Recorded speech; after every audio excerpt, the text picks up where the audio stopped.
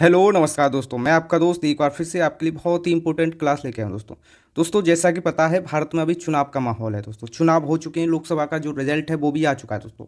लेकिन सबके वहम में क्या है कि पूर्ण बहुमत नहीं मिला है, पूर्ण बहुमत नहीं मिला है। कोई ऐसा रूल है संविधान में जिसके अनुसार बिना पूर्ण बहुमत के आप प्रधानमंत्री बन सकते हैं, तो ऐसा है। यानी संविधान के इस नियम के अनुसार, जो इसकी टैगलाइन है अनुसार, बिना बहुमत प्राप्त किए बन सकते हैं देश के प्रधानमंत्री, ऐसा नियम है। तो इस अनुसार कहीं जो राहुल गांधी हैं वो ना प्रधानमंत्री बन जाएं, क्योंकि भाई संविधान का नियम है। कहीं जो मोदी जी हैं वो ना बन जाएं। इसी चीज़ को पूरे फ्लो के साथ समझेंगे दोस्तों। और प्रधानमंत्री जो पद है उससे संबंधित जितनी भी महत्वपूर्ण जानकारी हैं वो आपको इस क्लास में मिल जाएंगी, जो संविधान में लिखा है। संविधान के अकॉर्डिंग चलेंगे हम, ना कि किसी मीडिया के, ना किसी तथ्य के, ना किसी नहीं। हम ओनली संविधान के अनुसार, संविधान में क्या नियम है, ठीक है दोस्तों, संविधान में क्या है, संविधान के अनुसार चलेंगे। तो चलिए चलते हैं। तो सबसे पहले जो भारत में क्या है, संसदीय व्यवस्था है। क्या है दोस्तों, संसदीय व्यवस्था। संसदीय व्यवस्था एक जवाबदेही व्यवस्था होती है। इसमें क्या है, दो होता है। एक तो होता है नाम मात्र का प्रमुख, जो नाम मात्र का कार्यकारी, उसका कोई काम नहीं, खाली नाम का है। घर में बुजुर्ग होते हैं, जैसे माँ बाप होते हैं, अब वो करते तो नहीं है कुछ, लेकिन मुखिया हैं नाम मात्र के, लेकिन वो निर्देश देते हैं। क्या देते हैं, निर्देश, कि ऐसा करो तो आप करते हैं। वैसे ही ये है संसदीय व्यवस्था, नाम मात्र का प्रमुख। दूसरा होता है वास्तविक कार्यकारी शक्तियाँ। वास्तविक जो रियल में पावर होती है, रियल में पावर उसी को होती है जो फील्ड में रहता है, उसको नहीं होती जो घर में रहता है। उसमें तो नाम मात्र की रहती हैं। जो नाम मात्र की जो कार्यकारी शक्ति होती हैं वो कौन है, राष्ट्रपति। यानी भारत के राष्ट्रपति के पास कैसी नाम मात्र की शक्तियां हैं। वहीं बात करूं मोदी जी, वो हैं वास्तविक कार्यकारी शक्तियां, उन्हीं के पास हैं। वास्तविक रियल पावर क्या है, जो प्रधानमंत्री होता है, हम किसी मोदी जी किसी का नहीं नाम लेंगे, यानी जो प्रधानमंत्री होता है उसके पास कैसी होती हैं, वास्तविक शक्तियाँ। वहीं जो नाम मात्र की शक्तियाँ होती हैं वो किसके पास होती हैं, वो होती हैं राष्ट्रपति के पास। जो राष्ट्रपति, सॉरी, जो मोदी जी हैं यानी प्रधानमंत्री हैं, वो क्या है, सरकार का प्रमुख है। किसका दोस्तों, सरकार का। वहीं जो राष्ट्रपति हैं वो किसके, राज्य के प्रमुख। राज्य यानी भारत के प्रमुख। अब सरकार तो चेंज होती रहती है, कैसी सरकार, 5 साल किसी की, 5 साल किसी की, तो वो किसके हैं, सरकार के प्रमुख हैं। संवैधानिक प्रमुख कौन है, राष्ट्रपति। ठीक है दोस्तों, इन दोनों में आपको अंतर समझ में आ गया होगा। वहीं देखते हैं प्रधानमंत्री की नियुक्ति। अब आपके समाज जो मन में एक सवाल आ रहा होगा कि प्रधानमंत्री की नियुक्ति होती है कि निर्वाचन। तो मैं आपको बता दूं सिंपल भाषा में, लोकसभा का निर्वाचन होता है। लोकसभा के जितने भी सदस्य होते हैं उनमें से एक सदस्य नियुक्त किया जाता है। तो प्रधानमंत्री क्या होती है, नियुक्ति, निर्वाचन नहीं होता है। अगर आपसे कोई बोले कि प्रधानमंत्री का निर्वाचन हो रहा है, प्रधानमंत्री का निर्वाचन हो रहा है, ऐसा कुछ नहीं है, क्योंकि प्रधानमंत्री की क्या होती है, नियुक्ति। ठीक है दोस्तों, आर्टिकल 75 में लिखा है संविधान के कि राष्ट्रपति प्रधानमंत्री की नियुक्ति करेगा, फुल स्टॉप। इतना ही लिख दिया है कि जो राष्ट्रपति है प्रधानमंत्री की नियुक्ति करेगा। ये संविधान की भाषा है। आर्टिकल 75 में क्या है कि राष्ट्रपति प्रधानमंत्री की नियुक्ति करेगा।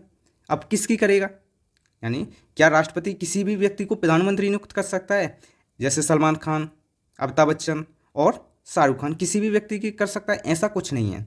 यानी राष्ट्रपति प्रधानमंत्री की नियुक्ति तो करेगा नहीं, किसकी करेगा, किसी भी व्यक्ति की कर सकता है। क्या राष्ट्रपति किसी भी व्यक्ति की जो प्रधानमंत्री पद की नियुक्ति कर सकता है, अब इसको भी देखते हैं।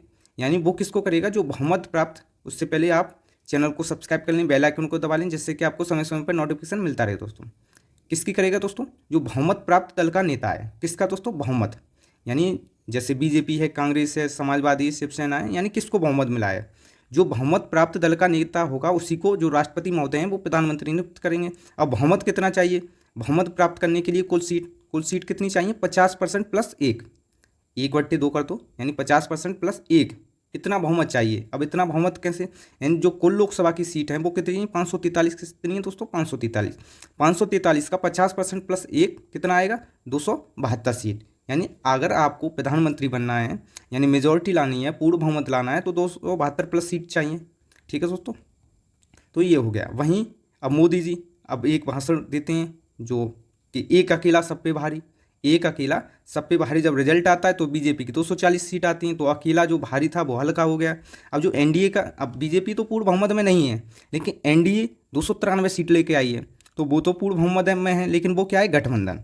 और गठबंधन की आपको सरकार बता दूं, वो बहुत ही नाजुक कली की तरह से होती है, मन चाहे तब टूट सकती है। और इसमें क्या है, बहुत सारी हैं, इसमें तो बहुत सारी पार्टियों का गठबंधन है, तो ये तो और ही ज़्यादा नाजुक है। ये कभी भी, यानी मेन चीज़ तो ये है, आपको आगे बहुत सारी चीज़ें पता चलेंगी, तो इस पर कम बहस करते हैं, आगे देखते हैं। आगे क्या है, तब प्रधानमंत्री अपने विवेक का इस्तेमाल करता है। कब करता है? जब कोई भी पार्टी पूर्ण बहुमत में ना हो। जैसे बीजेपी पूर्ण बहुमत में नहीं है, यानी 240 है, लेकिन जो गठबंधन है वो है। अगर मान लो बीजेपी पूर्ण बहुमत में नहीं है तो जो राष्ट्रपति महोदय है वो नियुक्ति करने के लिए अपने विवेक का इस्तेमाल करते हैं। जैसे एक बार किया था कि इस स्थिति में राष्ट्रपति सामान्यतः सबसे बड़े दल, अब सबसे बड़ा दल कौन सा है? बीजेपी, अथवा गठबंधन के नेता को प्रधानमंत्री नियुक्त कर देते हैं। अब गठबंधन किसका है? एनडीए का। तो उसकी सीट कितनी है? 293। तो इस हिसाब से तो संवैधानिक के अनुसार तो किसको सबसे पहला मैं जो मौका है मिलना चाहिए वो मिलना चाहिए बीजेपी, यानी मोदी सरकार को, बीजेपी एनडीए को, तो उसको ही मिलेगा। तो फिर से हो गया एक अकेला सप्पे बारी, ये फिर से हो गया।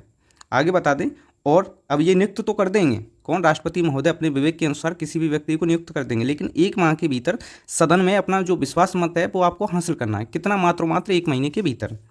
जो 1 महीने के भीतर सदन में अपना जो विश्वास मत है, आपको विश्वास दिलाना है कि हम पूर्ण बहुमत में हैं, आप नियुक्त हो जाएंगे। आप सबसे बड़े दल हैं, आप गठबंधन के नेता हैं, एनडीए के नेता हैं, आप सबसे बड़े दल हैं, 240 सीट लेके आए हैं, तो आपको नियुक्त कर देंगे राष्ट्रपति साहब। लेकिन आपको क्या है? 1 महीने के भीतर, इस संवैधानिक भाषा बोल रहा हूँ मैं, 1 महीने के भीतर आपको विश्वास मत हासिल करना है। हासिल कैसे करेंगे? आपको बताना है, सत्र आएगा, ठीक है दोस्तों, आपको बताना है कि हमारे पास 272 प्लस सीटें हैं दोस्तों, उसमें काउंटिंग होगी, तो इसको आपको दिखाना है। आगे बात करें, राष्ट्रपति के विवेक का जो प्रयोग हुआ है वो कितनी बार? 2 बार हो चुका है। यही जो विवेक है, विवेकशील जो व्यक्ति होती है, सबसे पहले हुआ था 1979 में, 1979 में। दूसरा हुआ था 1984 में, 1984 में। जब सबसे पहले हुआ था तो जो मोरारजी देसाई थे उनकी सरकार विघटित हो गई, यानी ख़त्म हो गई सरकार। उसकी जगह पर किसकी आई? चौधरी चरण सिंह की। और जो चौधरी चरण सिंह की जो सरकार थी वो कैसी थी? गठबंधन की। तो उसी में जो नीलम संजीवन रेड्डी थे, इन्होंने अपने विवेक का इस्तेमाल किया और चौधरी चरण सिंह को पीएम नियुक्त कर दिया। एक तो केस ये है। दूसरा केस क्या था? पीएम नियुक्त हो गए 1984 में। जो इंदिरा गांधी हैं, Indira Gandhi iron lady of India, अगर मैं आपसे कहूँ कि आप कंपेयर करें, कमेंट में करना, कमेंट में देना कि आपको सबसे पावरफुल कौन लगता है। एक तरफ मोदी साहब और दूसरी तरफ कौन? इंदिरा गांधी। तो आपका जवाब मैं कमेंट बॉक्स में देखूंगा। मैं बताऊं कि सबसे डेंजर पीएम आपको यही मिलेंगी, इंदिरा गांधी बहुत डेंजर थी। ये जो मोदी जी हैं, ये ओनली क्या करते हैं? स्ट्राइक, कि पाकिस्तान पर स्ट्राइक कर दिया, चीन पर स्ट्राइक कर दिया, और ये बांग्लादेश पर, यानी ये क्या है? ओनली स्ट्राइक करते हैं। लेकिन जो आयरन लेडी है ऐसे नहीं कहा गया है, इन्होंने युद्ध लड़े थे, 3 युद्ध, ठीक है दोस्तों, ये बहुत बड़ी बात है उस समय की। तो इनकी क्या होगी? इन्हीं के गार्ड ने, जो सिक्योरिटी गार्ड है, उसने इनकी मृत्यु कर दी। कब? 1984 में। तो इनकी जगह पर जो प्रधानमंत्री था वो किसको नियुक्त किया गया? राजीव गांधी को। किसको दोस्तों? राजीव गांधी को। तब कौन थे? ज्ञानी जैल सिंह राष्ट्रपति थे दोस्तों। और जो ज्ञानी जैल सिंह थे, उन्होंने जो कार्यवाहक प्रधानमंत्री नियुक्त कर दिए राजीव गांधी को। लेकिन बाद में जो कांग्रेस की सरकार थी, सत्ता थी, तो सत्ताधारी दल ने बाद में भी इनको ही नियुक्त कर दिया। ये तो थी इनके विवेक की बात। आगे 1980 का दिल्ली उच्चतम न्यायालय का जो बहुत ही इंपॉर्टेंट निर्णय है, इससे आप यानी आम आदमी भी प्रधानमंत्री बन सकता है। संविधान में ऐसा भी नियम है कि लास्ट में बताएंगे कि कौन सा नियम है जिससे कि आप यानी जो आम आदमी है, जो भी देख रहा है, वो भी प्रधानमंत्री बन सकता है। उसके लिए क्या करना है? सबसे पहले 1980 दिल्ली उच्चतम न्यायालय का ये देखते हैं क्या है निर्णय।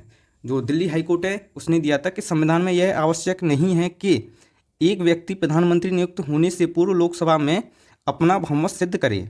ये आवश्यक नहीं है।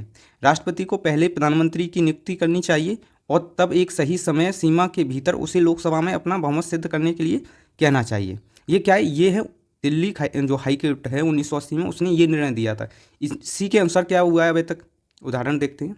उदाहरण के अनुसार जो चौधरी चरण सिंह है 1979 में यानी 1979 में उनका चयन हुआ था। इसी प्रकार से बीपी सिंह हैं, उनकी भी सरकार ऐसे ही बनी थी। चंद्रशेखर की उनकी भी बनी थी। पीवी नरसिम्हा राव उनकी भी बनी थी। अटल बिहारी वाजपेयी इनकी भी बनी थी। एचडी देवे गौड़ा इनकी भी बनी थी। आई.के. गुजराल इनकी भी बनी थी। अटल बिहारी वाजपेयी इनकी भी ऐसे ही सरकार बनी थी। यानी इनको क्या किया गया दोस्तों? इन सभी को बता रहा हूँ, इन सभी को पहले राष्ट्रपति ने नियुक्त कर दिया और उसके बाद 1 महीने के भीतर उन्होंने कहा था कि आप अपना जो बहुमत है उसको सिद्ध करें। ठीक है दोस्तों, यानी संविधान में यह आवश्यक नहीं है कि आपको प्रधानमंत्री नियुक्त होने से पहले आपको अपना बहुमत सिद्ध करना होगा। ऐसा कुछ नहीं है। आप प्रधानमंत्री बन सकते हैं, बाद में आप एक समय सीमा के साथ अपना जो बहुमत है वो सिद्ध कर सकते हैं। ये नियम है। वहीं आप आपको बता दूं दोस्तों, एक और चीज़ है जो इसी प्रकार जो प्रधानमंत्री है नियुक्त हुए ये सारे, वहीं बता दूं 1997 में एक और निर्णय आया, ये तो बहुत खतरनाक है।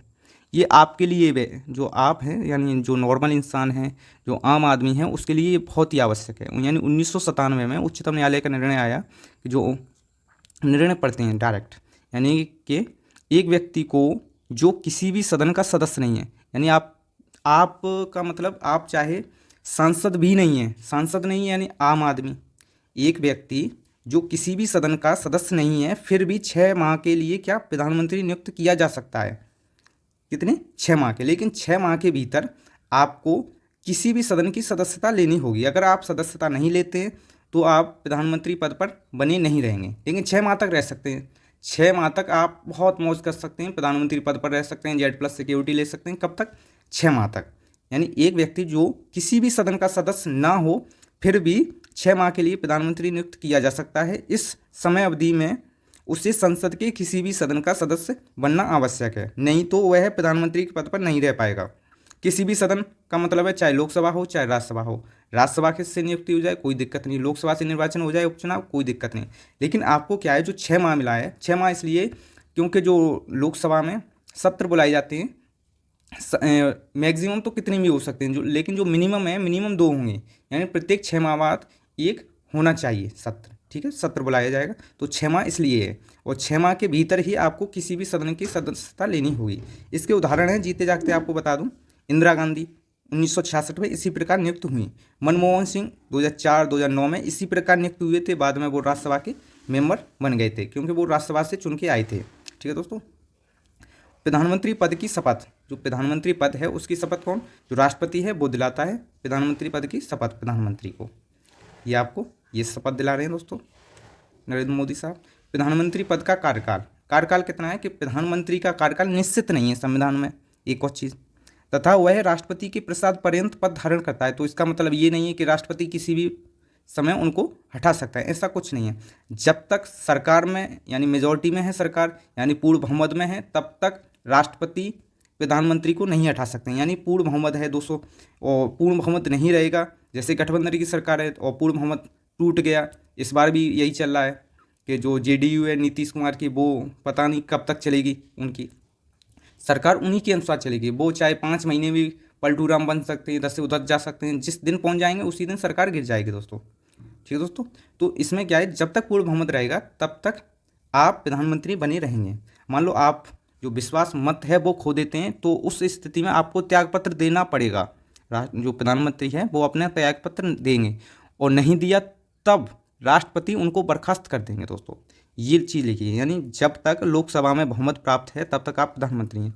बहुमत यानी 50% + 1 इतना होना आवश्यक है। यानी 272 लोकसभा सीट आपके पास है तो आप प्रधानमंत्री बने रहेंगे। आपके पास नहीं है तो आपको त्यागपत्र देना पड़ेगा। त्यागपत्र नहीं देते तो आपको बर्खास्त कर दिया जाएगा दोस्तों अगर आपने अभी तक चैनल को सब्सक्राइब नहीं किया तो चैनल को सब्सक्राइब कर लें, बेल आइकन को दबा लें, ऐसी क्लास आपको मिलती रहेंगी।